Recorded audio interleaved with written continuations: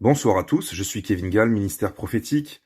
Nous sommes le 26 janvier 2020, il est 22 heures et il était nécessaire de refaire une vidéo qui avait déjà été faite il y a plusieurs années pour tenter d'éclairer la multitude, et notamment les chrétiens mal affermis dans le Seigneur, sur la question de la justification par la foi en Jésus-Christ. L'apôtre Paul a écrit et s'est efforcé d'écrire aux églises dans le Nouveau Testament, notamment aux Juifs et aux païens, pour expliquer que la justification, c'est-à-dire le salut, c'est-à-dire la manière dont les âmes doivent être sauvées pour entrer au ciel, n'allait pas se faire par la pratique de bonnes œuvres ou par la pratique des œuvres mosaïques, des œuvres de la loi de Moïse, qui ont été accomplies à travers Jésus-Christ, à travers sa crucifixion, mais que désormais tout était centralisé en Jésus-Christ, et que pour être sauvé, il fallait mettre notre foi en Jésus-Christ, de manière à ce qu'il y ait purification des péchés par son sang et nouvelle naissance par la puissance de son esprit. Et que c'est à travers cette vie spirituelle, à travers la vie de l'esprit, que s'obtiendrait la sanctification, mais également la justification devant Dieu, mais également encore le travail et le service pour Dieu, qui en vérité nous justifie réellement également pour le salut, d'après ce qu'il est écrit dans le Nouveau Testament. Et c'est cette doctrine que Satan attaque dans les églises, en tordant le sens des textes de l'apôtre Paul et en passant par les mal affermis pour dire et enseigner n'importe quoi, pour enseigner des fables qui, hélas, entraînent les âmes, notamment ceux qui les écoutent, à la perdition, puisqu'ils se mettent à prêcher que les œuvres faites en Jésus-Christ ne sauvent pas. Or, c'est totalement faux.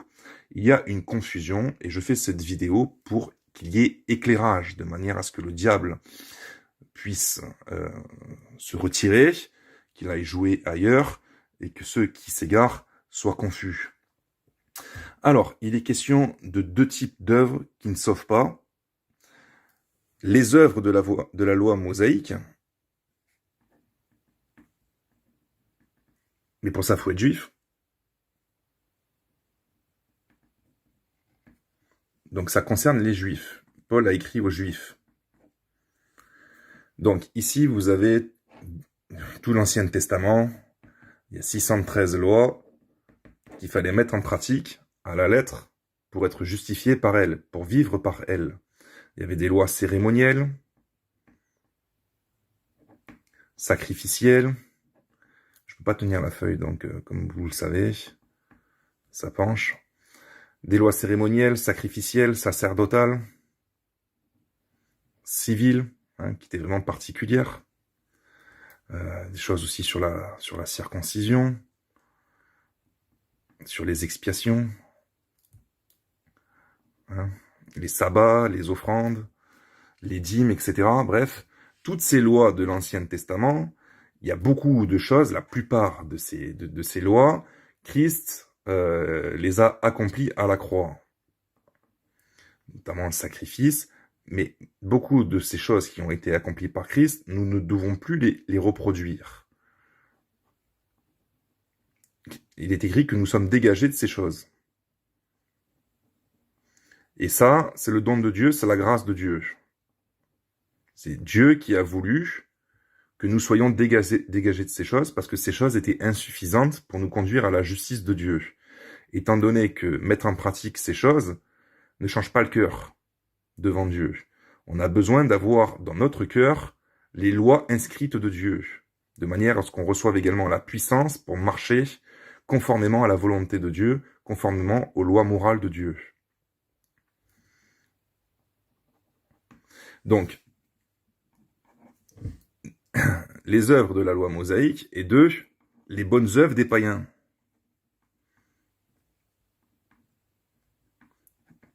Paul a parlé des Grecs qui cherchaient la justification aussi, la sagesse. Vous voyez, il y a plein même chez les païens, c'est très connu, il y en a qui cherchent à aller au ciel ou au paradis en pratiquant des bonnes œuvres, en faisant plein de choses.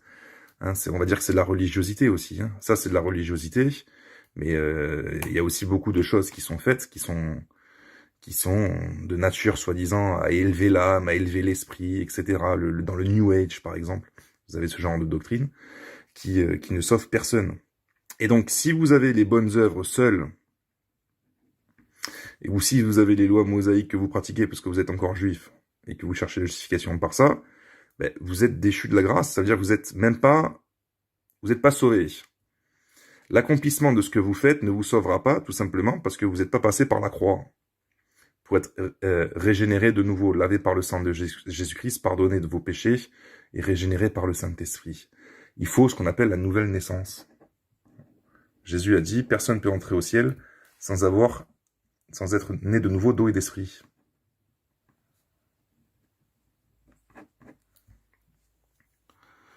Et dans ces lettres, que ce soit aux Romains, aux Éphésiens, de partout, Paul s'efforçait d'expliquer aux Juifs et aux païens que les bonnes œuvres ne sauvent pas, et que Dieu a tout centralisé en Jésus-Christ. Pour la foi des Juifs et des païens.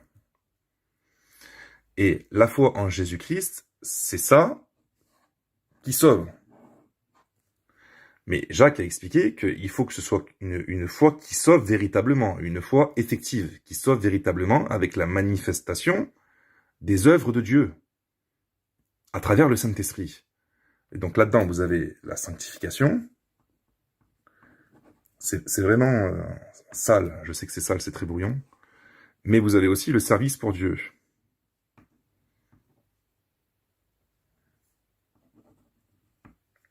Le service pour Dieu. Sans ces deux choses, vous n'entrez pas au ciel, même si vous êtes né de nouveau. La Bible dit que sans la sanctification, nul ne peut voir le Seigneur, mais la Bible dit aussi que celui qui ne pratique pas la volonté de Dieu, celui qui ne sert pas le Seigneur et le serviteur inutile, il n'entre pas non plus au ciel. Donc il faut comprendre deux choses. Quand Paul parle qu'on n'est pas sauvé par les œuvres, mais par la foi en Jésus, ou par la grâce, il parle de ça. Il parle de ça. On n'est pas sauvé par ça, on est sauvé par ça, et le moyen de rédemption qui est en Jésus-Christ. L'union et l'unité en Jésus-Christ. Et ça, c'est une grâce. Ça, c'est une grâce. Qu'est-ce qui est une grâce? Le fait que Dieu ait choisi et voulu d'accomplir son plan de rédemption en Jésus-Christ, qu'il ait envoyé Jésus-Christ. Ça, c'est une grâce. Le fait que Jésus-Christ soit mort, qu'il a tout accompli sur la croix pour expier nos péchés et nous faire transférer dans son royaume, en esprit, c'est une grâce. Mais toute cette grâce s'opère par le moyen de la foi.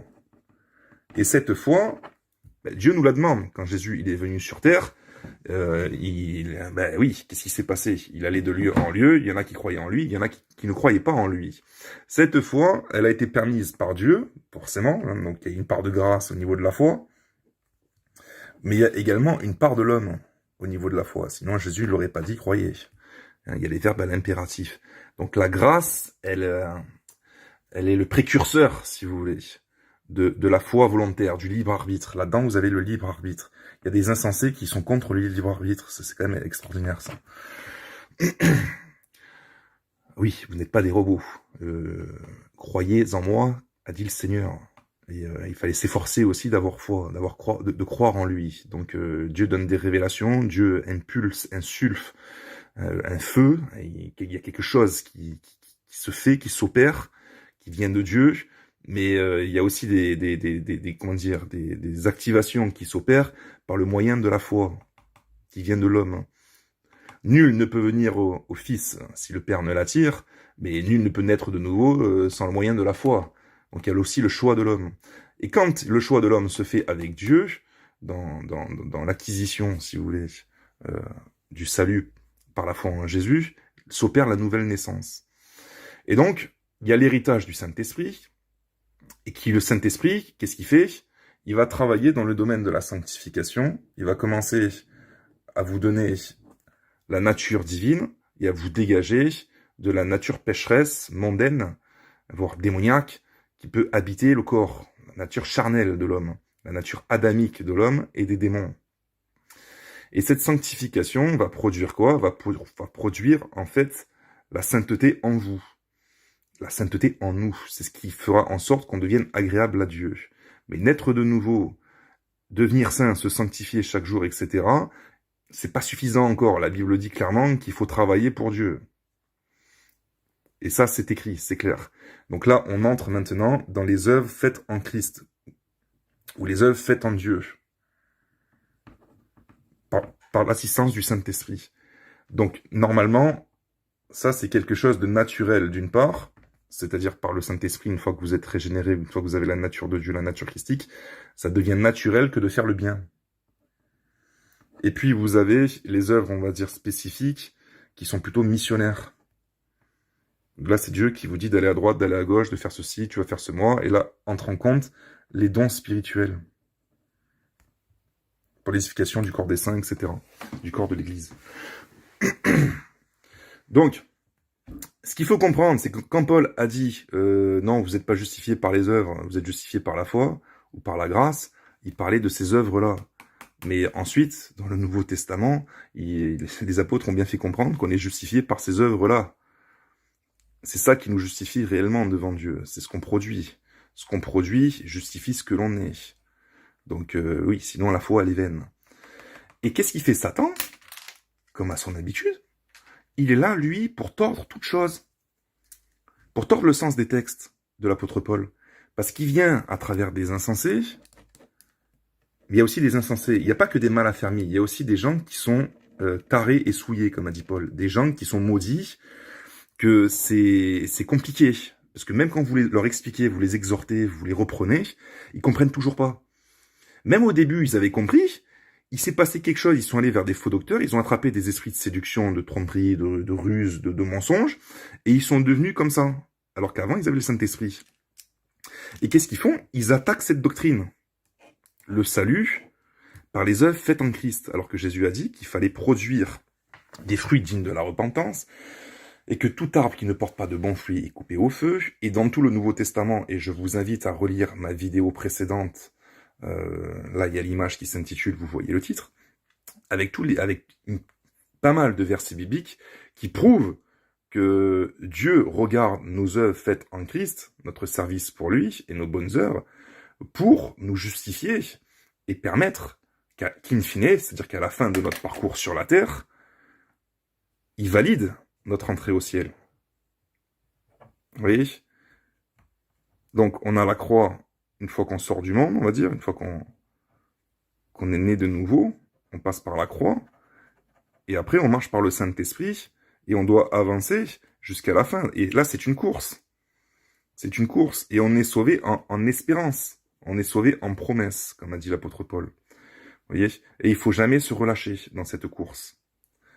Et donc, mais vous avez même dans des Bibles, dans des commentaires bibliques, des mensonges. J'avais reçu une époque, je ne sais plus quelle année exactement, j'avais reçu un songe. Dieu me montrait qu'il y avait des Bibles qui étaient commentées, mais il y avait des mensonges dans les commentaires. Et les gens se perdaient parce qu'ils s'attachaient aux commentaires au lieu de continuer d'être enseignés par le Saint-Esprit en lisant les textes purs. Vous voyez? Parce que ils vous disent, ah mais on est sauvé par grâce. Forcément, on est sauvé par la grâce. D'accord? C'est Dieu qui nous sauve par sa grâce. Mais la grâce de Dieu, Dieu va valider, si vous voulez, votre salut quand il va voir tout votre parcours.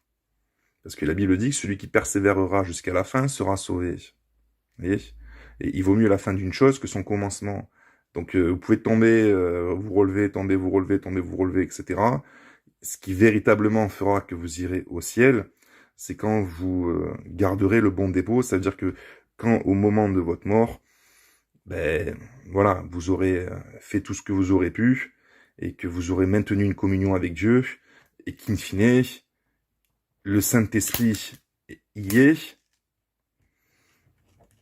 Vous avez gardé le Saint-Esprit parce que c'est le Saint-Esprit qui, comme c'est expliqué, qui vous ressuscitera le dernier jour. Mais surtout, il ne faut pas que Dieu vous retienne un ou plusieurs péchés. Parce que vous pouvez faire tout un parcours et pécher dans le cadre de la sanctification. C'est là que Jésus dira, je ne vous ai jamais connu, vous qui commettez l'iniquité. Alors qu'il pratiquait des œuvres, il pratiquait les dons spirituels, mais au niveau de la sanctification, ça péchait. Vous voyez ce que je veux dire? Donc, il faut finir le parcours en étant vraiment, voilà, dégagé, lavé, purifié et repenti. Hein. Donc, la repentance, c'est là. C'est là. C'est pour ça que Jésus, quand il a prêché le royaume, il a prêché la repentance. Il faut continuer de se repentir tout le long pour veiller à ne pas mourir dans un état de pécheur ou avec des péchés. Donc, Satan, lui, il veut pas ça. Il veut pas que l'Église sache ça. C'est pour ça qu'il envoie des faux serviteurs maintenant avec des esprits de mensonge pour dire, mais Dieu n'a jamais prêché la repentance. On est simplement sauvé en mettant foi en Jésus. Une fois qu'on croit à la croix et qu'on est sûr et que Jésus, on croit vraiment qu'il a été lavé, il a été mort pour nous, pour nos péchés, qu'on est lavé, bon, ben c'est fini, c'est fait une fois, on n'a pas besoin des œuvres maintenant, vous voyez. Alors que, non, il faut se repentir, il faut s'efforcer de pratiquer les bonnes œuvres, de maintenir la communion avec Dieu, de se sanctifier jour après jour avec crainte et tremblement. Donc voilà, simplement faire cette vidéo qui est une mise au point. Quand Paul dit qu'on n'est pas justifié par les œuvres, il parle aux Juifs et il parle aux païens. Et quand il parle aux chrétiens, il dit, attention, vous serez également justifiés par ce que vous faites, par vos œuvres, par vos fruits. Et c'est à vos fruits qu'on vous reconnaîtra. C'est ça qu'il est en train de faire comprendre, l'Esprit de Jésus, l'Esprit du Seigneur. Donc voilà, simplement cet éclairage qui j'espère sera utile pour tous. J'ai quand même oublié de préciser, c'est que ceux qui sont égarés et qui tapent sur ceux qui pratiquent les bonnes œuvres et qui savent que leur justification se fait également par leur service pour Dieu, par ce qu'ils font, etc. Je vous renvoie à la parabole des talents, hein, celui qui avait reçu tel talent, tel nombre de talents, il a travaillé pour le Seigneur, il a fait fructifier, puis le Seigneur lui a dit, bon et fidèle serviteur, tu rentres dans la joie de ton maître, etc. Mais celui qui était inutile, celui qui n'a pas produit des œuvres que Dieu voulait, avec ce qu'il avait reçu, il n'est pas monté au ciel, il est descendu dans les ténèbres du dehors. Parce qu'il y en a qui vous disent, ah mais si je suis sauvé, que j'ai la nouvelle naissance, et que je me sanctifie, je vais au ciel. Tout le reste, tout ce que je fais pour le service, les œuvres, etc., ça comptera juste pour les récompenses. Mais quand vous lisez la parabole des talents, le serviteur inutile, il n'est pas monté au ciel sans récompense.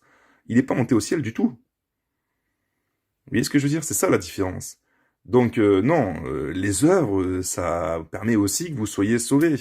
L'apôtre Paul, il se tenait dans la sanctification de peur d'être rejeté, mais malheur à lui également s'il arrêtait de prêcher l'évangile, hein, il le savait. Hein.